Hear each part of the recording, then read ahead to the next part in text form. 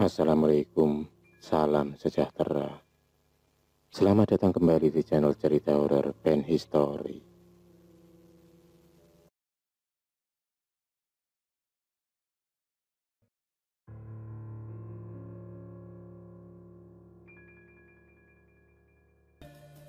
Siang itu Yona bergegas merapikan segala keperluannya.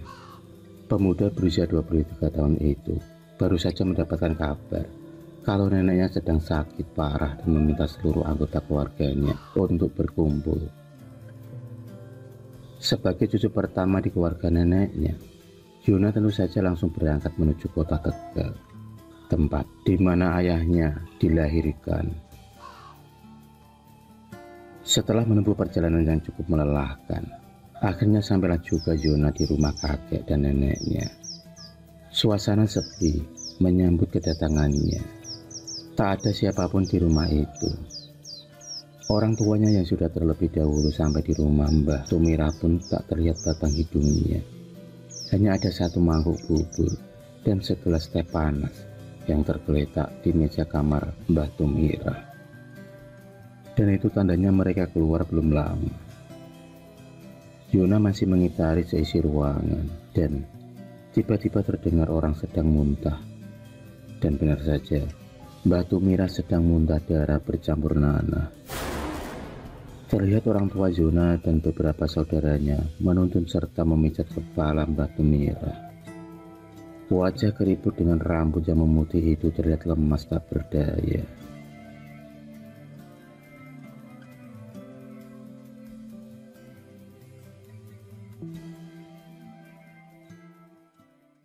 Sementara itu Mbah Mijan terlihat mondar-mandir sambil mulutnya kemat-kamit seperti orang kebingungan. Setelah Mbah Tumira bisa beristirahat, barulah Yona mendekat dan mengelus rambut nenek yang dulu memanjakannya itu di waktu kecilnya. Badannya kurus dengan kulit yang sudah keriput. Tak terasa matanya mulai mengantuk dan dia pun tertidur di samping neneknya. Dan pada jam 12 malam tepat, tiba-tiba mata Mbah Tumira terbelalak.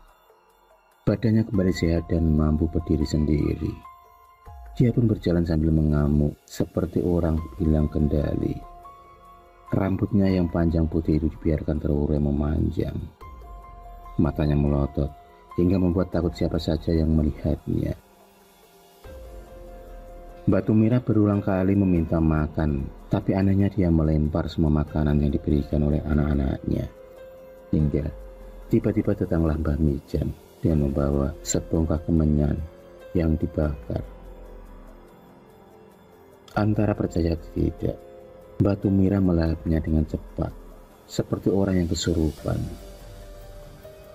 Ya Allah, ada apa dengan Mbah Tumira? Tanya Yona di dalam hati.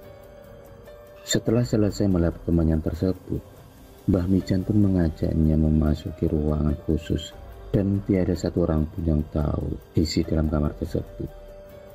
Entah apa yang terjadi pada Mbah Tumira hingga dia akan terlihat sehat di tanggal muda dan akan kembali sakit pada tanggal tua.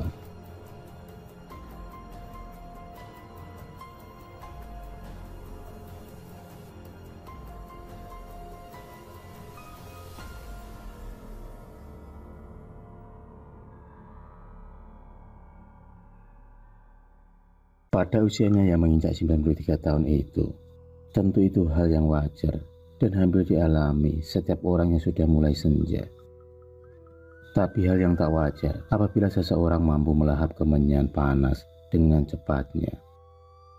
1 minggu sudah Yona berada di rumah neneknya. Dia pun menemukan banyak keanehan karena setiap dia tidur, Yona sering bermimpi bertemu dengan kuntilanak dan berbagai makhluk mengerikan lainnya. Di dalam mimpinya dia diajak menuju alam yang tak pernah dia temui sebelumnya. Di sana terlihat Mbah Tumira yang sedang dipasung dan kesakitan. Dan hal aneh yang lain adalah Yona sering mendapati Mbah Mijan menyalakan dupa dan membakar kemenyan di setiap sudut ruangan.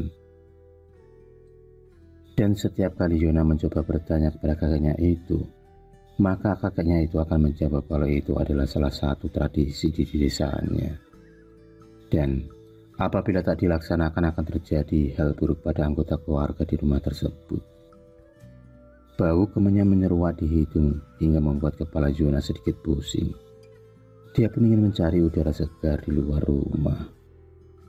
Cuaca yang begitu dingin membuat dia mengurungkan niatnya untuk keluar rumah. Lagi-lagi neneknya meronta kesakitan. Dia mencakar-cakar tubuhnya sendiri hingga terluka parah. Sayatan di kulitnya pun tak dihiraukannya lagi.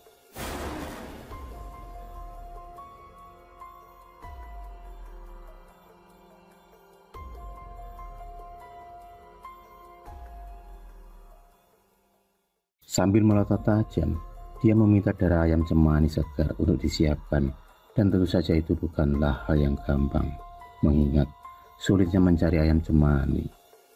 Selain darah segar, Batu Mira juga meminta untuk disediakan bunga melati yang mempunyai kelopak ganjil. Semuanya kalang kabut mendengar permintaan dari Batu Mira, sedangkan pemijan sendiri terlihat duduk santai sambil menikmati sebatang rokoknya.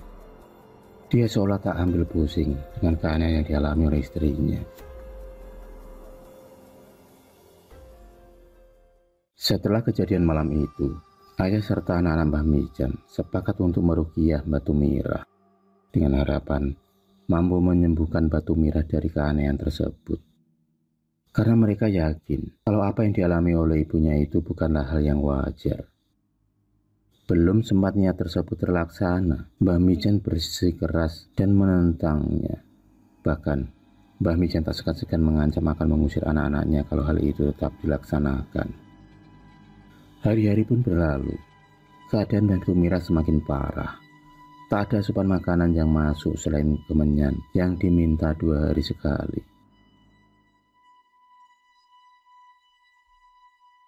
Pagi itu Yona merasa jenuh. Dia pun mulai melakukan aktivitasnya di desa. Dia mencoba menanam sesuatu di belakang rumah.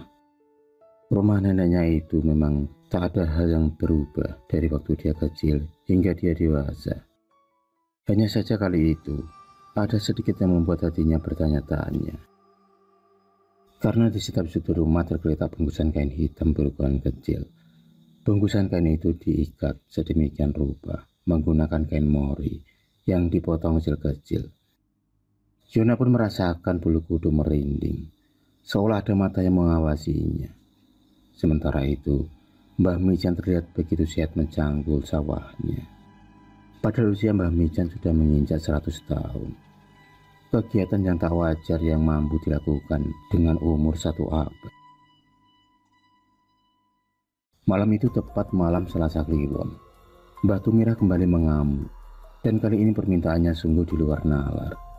Dia meminta disediakan kepala kebu bule. Anak-anaknya merasa sudah tak sanggup lagi menyediakan permintaan Batu Mira. Permintaan yang dirasa amat sulit itu tak dilaksanakan. Apa yang terjadi? Batu Mira semakin menggila. Dia mengambil sebilah pisau dan menyayat tubuhnya sendiri. Dia pun menghancurkan apa saja yang ada di hadapannya. Apa yang sebenarnya terjadi pada Batu Mira? Kejahatan apa yang dilakukannya hingga mengalami masa tua yang sangat menyedihkan?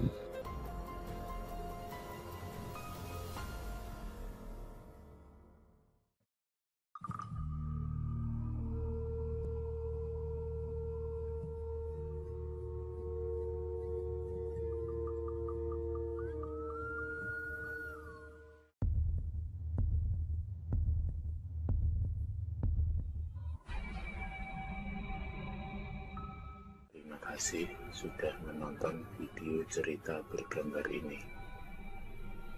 Klik subscribe untuk terus mendapatkan video-video cerita bergambar selanjutnya. Semangat berkarya.